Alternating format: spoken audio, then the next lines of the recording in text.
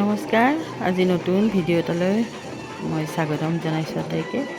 আটাইয়ে সুখী আছে, ভালে আছে নিশ্চয়।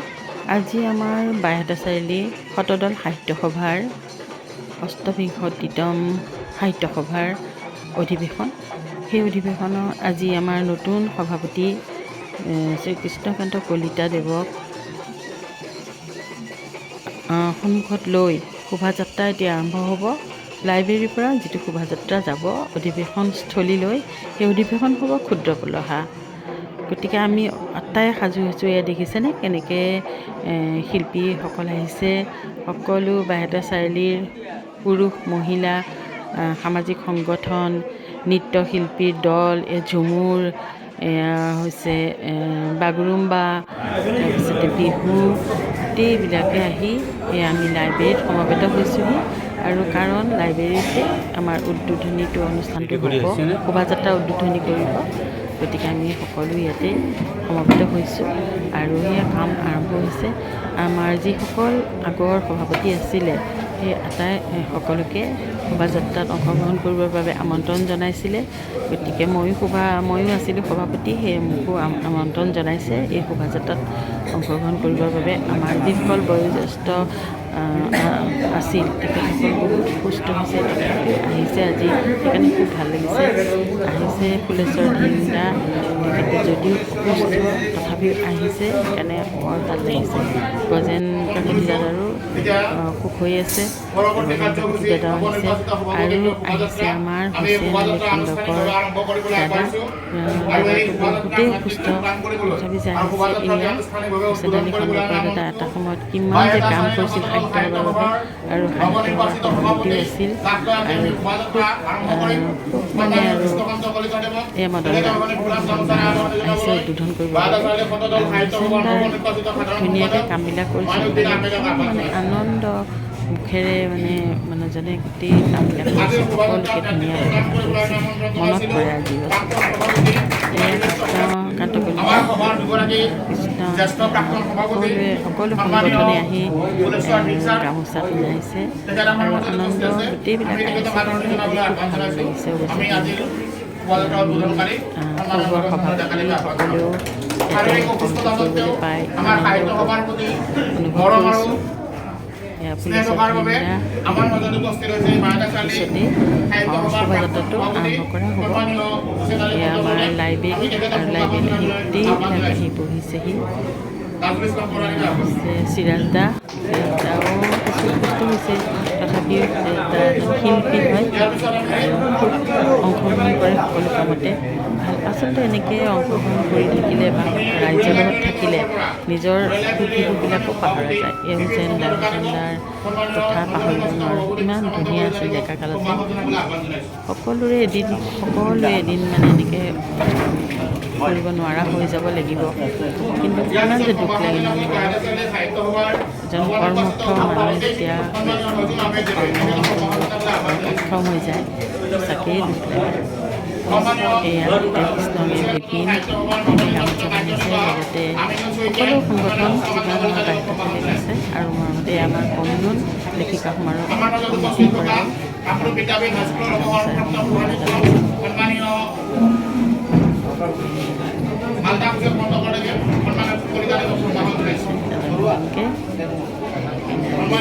বহু দূৰ জেগা, 2 কিলোমিটাৰমান হ'ব, খোজকাঢ়ি যাব লাগিব। মই ভাবি আছোঁ নাযাওঁ আৰু অকণমান দূৰ গৈ ৰেণু কৃষ্ণ স্কুলত কাম কৰিছিল, সেই হিচাপে মানে সকলোৰে এটা আদৰ পাইছিলে। সকলোৰে মাজত এটা পৰিচয় আছে আৰু বিভিন্ন কাম-কাজ, সামাজিক কাম-কাজ কৰি আছে। এটা সময়ত বাইহাটা চাৰিআলি সাহিত্য সভাৰ সম্পাদকৰ দায়িত্বটো আছিল। এনেই কামবিলাক জানি অসুবিধা একো নাই, সভাপতি হিচাপে তেওঁ অসুবিধা নাপায় আৰু সকলোৰে সহায় সহযোগিতাটো লাগিবই। আজি আহিছে সেই সাহিত্য সভাৰ দ্বিতীয় মই দেখুৱাই দিছোঁ।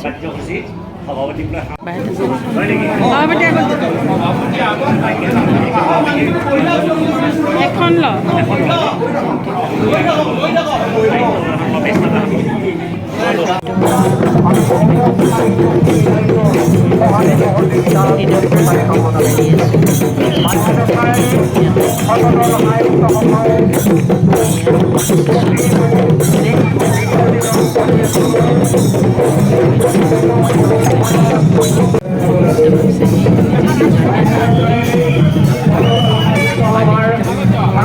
শোভাযাত্ৰা আগে আছে গতিকে সেই শোভাযাত্ৰাত আমি সমূহ ৰাইজৰ সহায় সহযোগিতা আন্তৰিকতাৰে কামনা কৰিছোঁ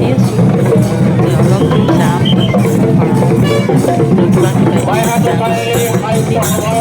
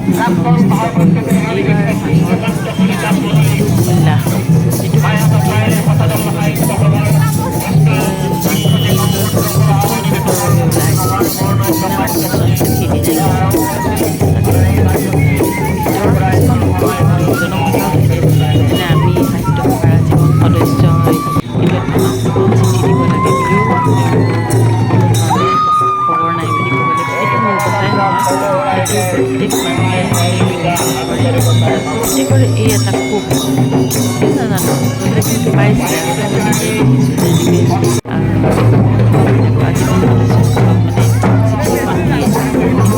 জীৱন সদস্যও আৰু মাতিব লাগে হিচাপত নকৰা ডিগ্ৰী ক'ব নোৱাৰোঁ সেয়ে আমি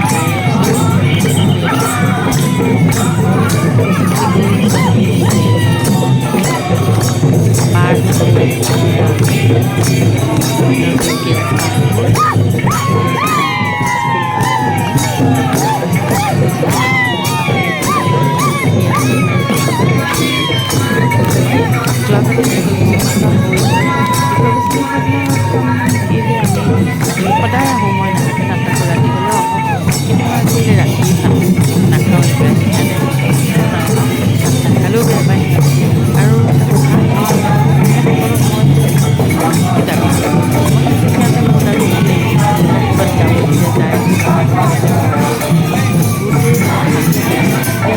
এইটো ক'ব নোৱাৰোঁ ৰাতি গৈ তাতে 10টা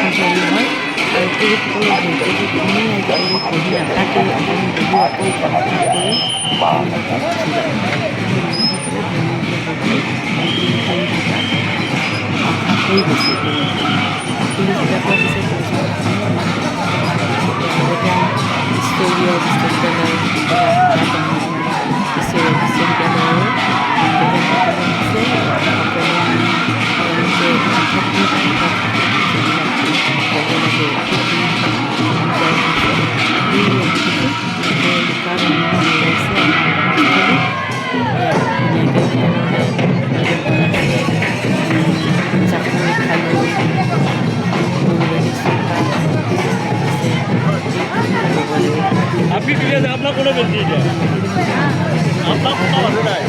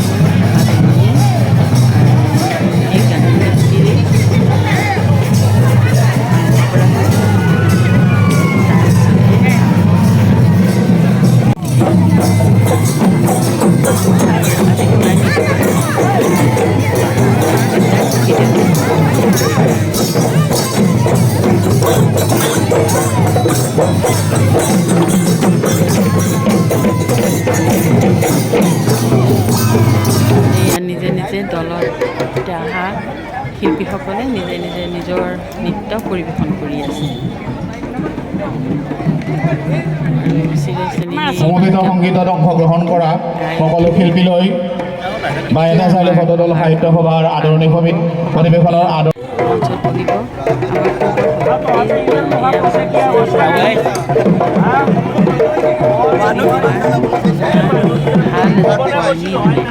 জাপাৰ হৈছে এই অধিৱেশনৰ সভাপতি। খুব লাগি ভাগি কৰিছে, খুব ধুনীয়াকৈ কৰিছে কামবিলাক। আৰু হৰিয়ে সমাজৰ কাম বুলিলে হৰিক আমি লগ পাওঁৱেই। আৰু খুব ভাল লাগে, অমায়িক ধুনীয়াকৈ মানে ৰাইজৰ সৈতে কামবিলাক কৰি থাকে। সঁচাকৈ মানে হৰি কামবিলাক প্ৰশংসা কৰিবলৈ আৰু মোৰ সন্মুখত বহি থকা বিদ্যুৎ সমাজ আজি এই এটা অনুষ্ঠানত এতিয়া ইয়াৰ উদ্বোধন কৰিছে ধনপতি ডেকা। ধনপতি ডেকা আমাৰ ইয়াৰে ল'ৰা বুলি ক'ব লাগিব। এতিয়া ভট্টদেৱ বিশ্ববিদ্যালয়ৰ উপাচাৰ্য হৈ আছে। আৰু আজি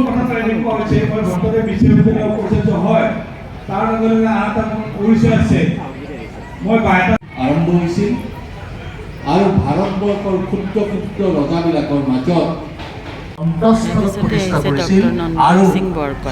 নন্দন সিং বৰকলা এজন ভাল কবি, কবিতা দিয়ে আৰু সুন্দৰ লিখা মেলা কৰে। গতিকে নন্দন সিং বৰকলাৰ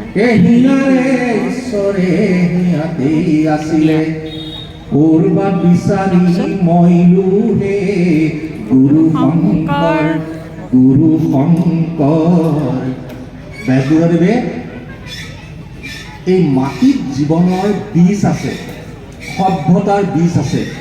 সেই সভ্যতাক শ্ৰীমন্ত শংকৰ গুৰুৱে ভক্তিবাদৰ বিনয় বচনেৰে কৈছে। পৃথিৱীৰ বক্ষফালে কিৰুন্নত পৰিয়াল হৈ আকাশলৈ ধাবিত কৰি আমাৰ পেটৰ ভোকৰ আকাশ নিৰ্বাপিত কৰাৰ দুৰন্ত যত্ন কৰি গ'ল। এই পেটৰ ভোকৰ আকাশ নিৰ্বাপিত কৰা দুৰন্ত যত্নটো কি? ই কেৱল শস্য, ই কেৱল খাদ্য নহয়। ই আমাৰ ভক্তিবাদৰ আধ্যাত্মিক চেতনাৰ বাদ, ই আমাৰ সাহিত্যৰ বাদ, ই আমাৰ সংগীতৰ বাদ, ই আমাৰ ছবি, চিত্ৰ, নাটক এইবোৰৰ বাদ।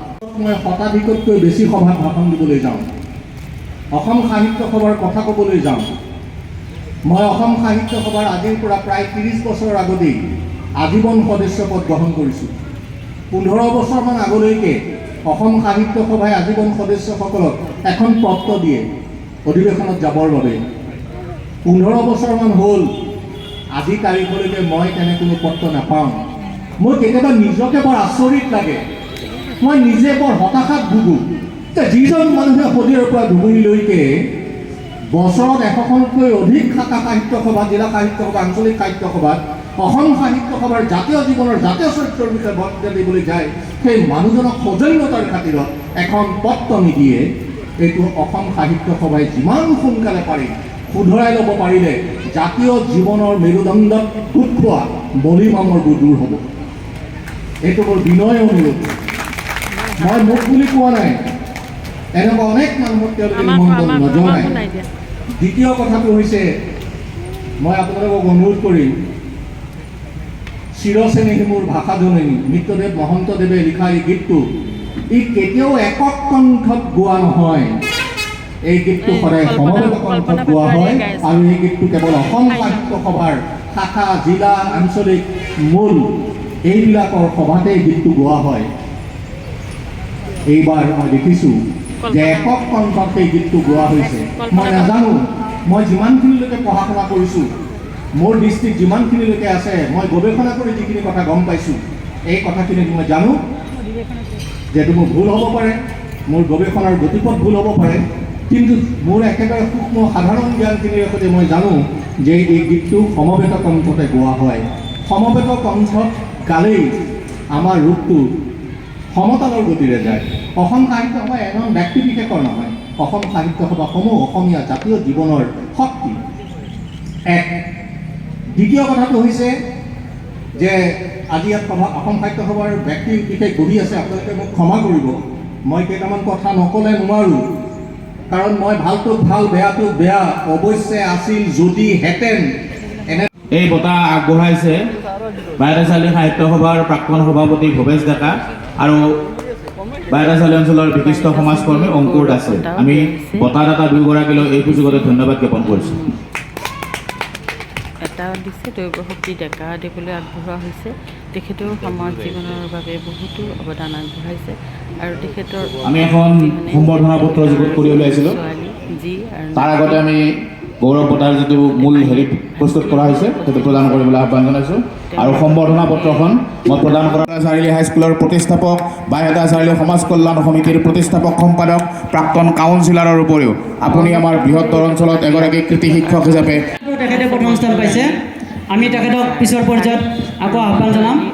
দ্বিতীয় স্থানত আছে শ্ৰী গজেন ডেকা চিপাজাৰ দৰং চুটি গল্প আমাৰ প্ৰতিযোগিতাৰ দ্বিতীয় স্থান গল্প প্ৰতিযোগিতা গজেন ডেকা চিপাজাৰ দৰং।